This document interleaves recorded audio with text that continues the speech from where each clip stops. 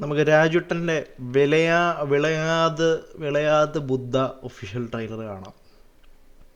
രാജുട്ടൻ, Jayan Nambiar, Urvashi theatres, Jakes Bijoy. നോക്കാം. മേൽപ്പറഞ്ഞ അഡ്രസ്സിൽ കഴിഞ്ഞ 55 വർഷമായി സ്ഥിരതാമസക്കാരനായ ഞാൻ 7/5/24, 8/5/24 എന്നീ ദിവസങ്ങളിൽ കൊടൈക്കനാലിൽ പോയി തിരിച്ചു വരുമ്പോൾ എൻ്റെ വീടിൻ്റെ പുറകിൽ നിന്ന് ഏകദേശം 14 ഇഞ്ചോളം ചുറ്റുവണ്ണമുള്ള ചന്ദനമരം മോഷണം പോയതായി കാണപ്പെട്ടു. ഫോറസ്റ്റാർ ലിസ്റ്റിൽപ്പെട്ടായതുകൊണ്ടേ നാളെ ഇനിതിരെ ഏണിയാവണ്ടല്ലോ എന്ന് വെച്ച് ഇവിടെ വന്ന് ചുമ്മാ ഒരു പരാതിയും കൊടുക്കും. അവൻ നോക്കി വെച്ചാൽ അവൻ കൊണ്ടുപോകും. അവൻ്റെ തൊഴിലായി ചന്ദനം മോഷണം. Crazy Gopalan crazy Gopalan Pushpa mix ആണോ? മാസ് എൻട്രിയിലെ നമ്മ ഹീറോ രാജുട്ടാ ചന്ദനം മോഷണം. யார் வந்திருக்காங்கன்னு മാസ് എൻട്രിയിലെ നമ്മ ഹീറോ. ശരി എന്നാ ഡബിൾ മോഹൻ കൊള്ളാലോ. പിന്നെ നാട്ടുകാർ പല പേരും വിളിക്കും. ഡബിൾ മോഹനൻ, സാൻഡൽ മോഹനൻ, ചിന്ന വീരപ്പൻ.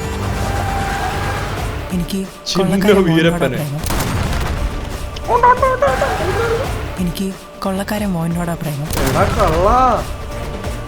നീ തോറ്റാ ഞാൻ വെറും ചോലക്കിലെ ചെമ്പകത്തിന്റെ മോളാം. പക്ഷെ എനിക്ക് ഡബിൾ മോഹനന്റെ ഭാര്യയായിട്ട് മറയൂർ ടൗണിൽ കൂടെ നെഞ്ചും വിരിച്ച് നടക്കണം. എല്ലാവർക്കും അറിയാം. ഗർഭിണികളെ കയറ്റിയും കോഴിച്ചോറ് വെച്ച് ആക്സിഡന്റ് ആണെന്നൊക്കെ പറഞ്ഞ് നീ ഞങ്ങളെ പറ്റിച്ച് കുറെ കടത്തിയതല്ലേ? ചന്ദനം യശോധാവള്യം എന്നൊരു പ്രയോഗമുണ്ട് മലയാളത്തിൽ. ശുഭ്രനിറത്തിൽ വിലസി നിൽക്കുന്ന എന്നർത്ഥം. അതിന്റെ തണലിൽ നിന്നാ മതി, കറ പുരണ്ടവരും തിളങ്ങും. അവനിങ്ങ് വരട്ടെ. ഇനി ഇടപാട് നമ്മൾ തമ്മിലാ. ഒരിടത്തിന്റെ ഉടമ ഇതിൽ കക്ഷിയല്ല. ഞാൻ വില പറഞ്ഞുറപ്പിച്ച ഇടപാടിന്റെ ഇടയിലുണ്ട്. നീ തല കൊണ്ടിട്ട ആ തല ഞാൻ എടുക്കും. ഒന്നുകൂടെ വിളയണം. അടുത്ത അവന്റെ നെഞ്ചത്താണോ വിളയാത്ത ബുദ്ധ. വിളച്ചിലെടുക്കല്ലേടാ. കാക്കിയിട്ട് ഒരുപാട് ഏമാന്മാര് കയറി ഇറങ്ങി പോയ ചുരുവസാലെ. മലയും മോഹനനും അന്നും ഇന്നും ഇവിടെ തന്നെ ഉണ്ട്. പണിവരം കിടക്കുന്നുള്ളൂ മോഹന.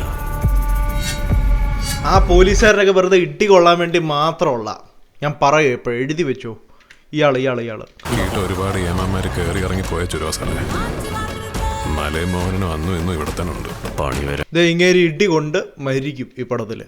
കിടക്കുന്നുള്ളൂ മോഹന.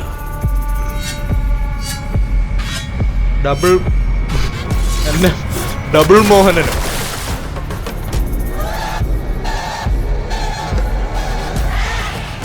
15 ചന്ദനത്തിലെ ഏറ്റവും ലക്ഷണമൊത്ത വിലായത്ത് എനിക്കായിട്ട്. Jakes Bejoy as usual cooked hard. ഞാൻ അങ്ങോട്ട് വരുന്നുണ്ടെന്ന്.